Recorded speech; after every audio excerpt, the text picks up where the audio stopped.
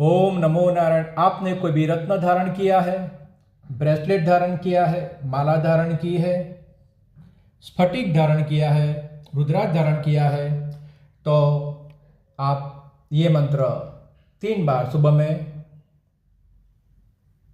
सुन लेना या जाप कर लेना। आपके भाग्य की अभिवृद्धि अवश्य होगी।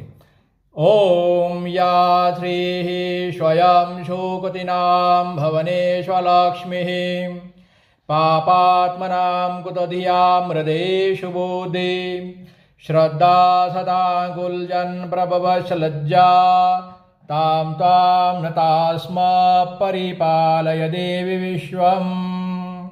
सर्वमङ्गलमाङ्गल्ये शिवे सर्वार्थसाधिके शरण्ये त्र्यम्बके गौरी नारायणी नमोस्तुते। विनायकं गुरुं भानुं ब्रह्म विष्णुमहेश्वरान् सरस्वती प्रणम्यादो सर्वकार्यार्थसिद्धये। नमो नारायण।